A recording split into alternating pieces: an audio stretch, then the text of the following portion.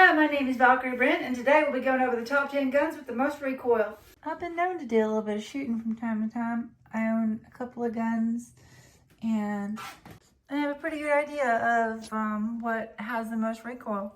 Now, as YouTube's premier recoil queen, I'm going to tell you which of my guns recoils the most. Top 10 countdown of the highest recoil guns. Number 10. 500 Smith & Wesson with the little stock thingy.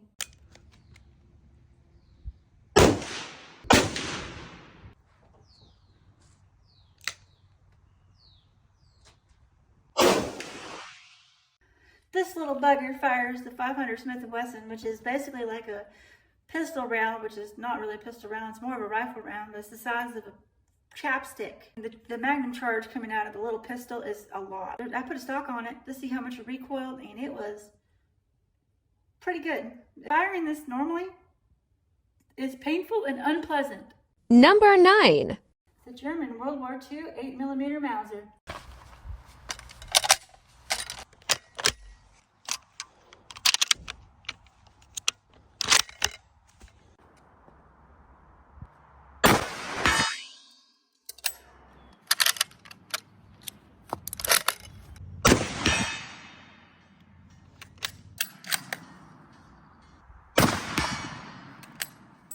This is one of my favorite World War II air guns, and it is so much fun to shoot, but it is pretty unpleasant. It has very stout recoil because the Germans were not messing around when they made the 8mm cartridge.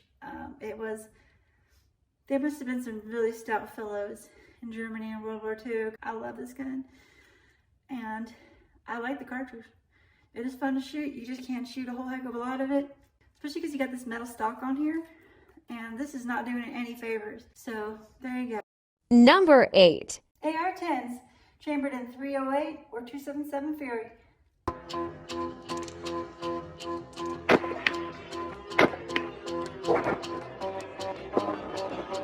So this is my SIG AR-10, chambered in 308.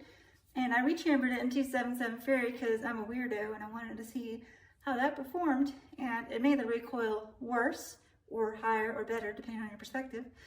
But yeah, AR-10s, they have quite a bit of recoil. They aren't super pleasant to shoot. They have violence. The action is kind of violent. You could probably use a better brake, and modify it with different things to reduce the recoil. But if you just have a stock AR-10, it's pretty significant. And if you rechamber in 277 Fury, oh boy howdy, you are in for some more recoil. It's a small round going very fast at very high pressures, and that extra pressure is very hard on the action. So I don't know how long this thing is going to last in 277 Fury, but it is a lot of fun to shoot, so hopefully a little bit longer. Number 7. 4570 lever gun.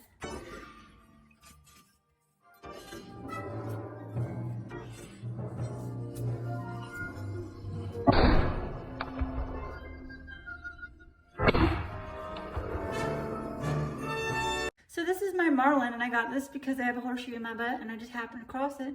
And it is the only gun rated for T-Rexes, which is probably not true, but it's the only one rated by Marlin for T-Rexes.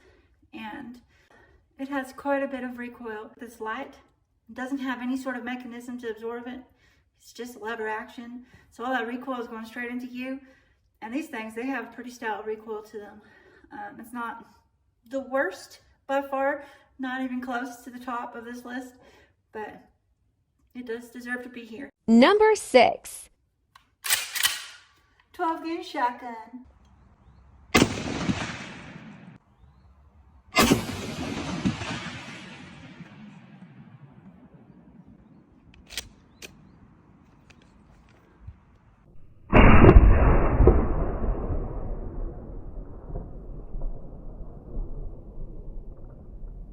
This is a Mossberg 500 something, I guess. Your Grandpappy's standard 12-gauge pump action, or a breech load. Not a semi-auto, because semi-autos are different. They're not as bad because they have the motion of the action to absorb the recoil. But I'd say a pump action or a breech load about the same. If you put a Magnum load in here, like a 3.5-inch turkey load, which doesn't fit in this one, you gotta have a gun specific for it. Well, you can put it in here, but you can't get it out. I learned that one the hard way. And yeah, so 12 gauge shotgun. Before we get into the top 5 today, I want to take a second to thank my sponsors. Y'all, that's right, you guys. You guys are my sponsors. You pay my bills through here, through other websites, which is great because I would rather work for y'all than work for the Sonoran Desert Institute. If you don't, you will never be a gun tuber. Never see me at the Gundies because I don't suck the Sonoran Desert Institute's dick. But that's okay because I work for y'all. Number 5. The M200 Intervention, chambered in 408 Cheytac.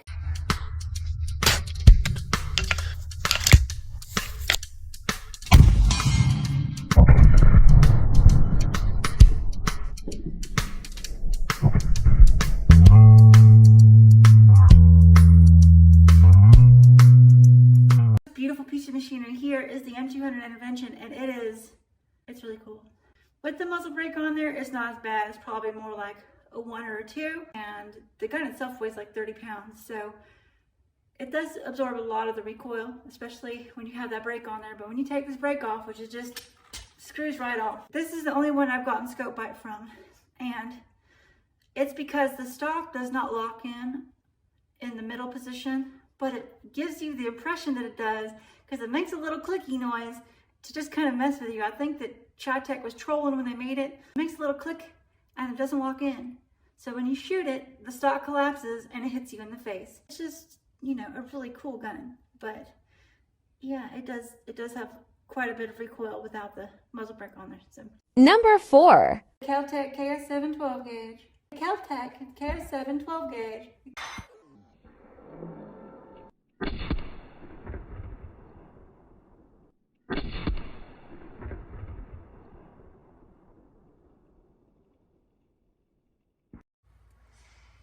Oh. The reason this one is on here higher is because this is a 12 gauge bullpup, and I don't know what it is about this configuration besides the fact that this thing is extremely light. It is so freaking light. I mean, it's like a toy. The barrel is just so much closer to the action, and it just transfers all the energy right into you. It is a very stout recoil out of this tiny little shotgun. And that's just using standard loads. You can shove a Magnum in there like I did. You just have to make it fit, and it'll fire it. It's just a pain in the butt to get out. You have to take the gun apart to get it out. I found that out the hard way too. But it's fun if you don't like yourself. KS7, the shotgun for masochists. Number 3. The Christensen Arms 338 Lapua Magnum.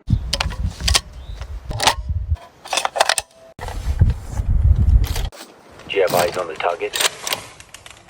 Yes, sir. The person on the right.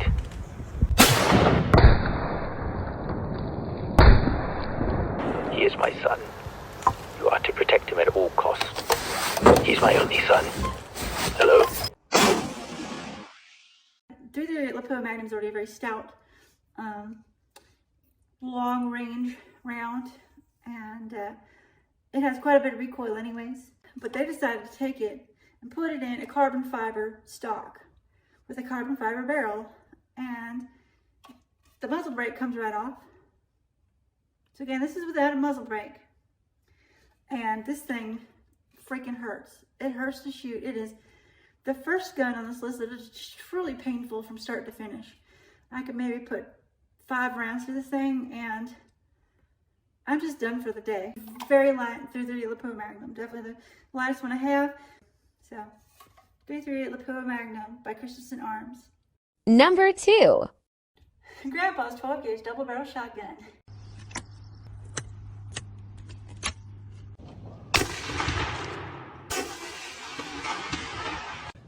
Ow. The 12 gauge double barrel shotgun with both barrels going off at once. Yeah, about 160, 170 pounds of felt recoil. And a very light shotgun with nothing to absorb it. Double barrel, both barrels, same time. Awful, just freaking awful. Just so much pain. It just a huge bruise on my collarbone. It broke the skin and left me in agony for probably 3 or 4 days. I couldn't shoot because that thing just messed me up. Number 1. The Kadex Arms 50 BMG trimmer.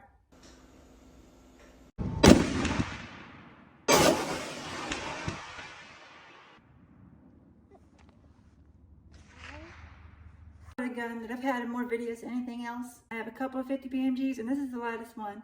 It's got an 18-inch barrel with this massive brake on it.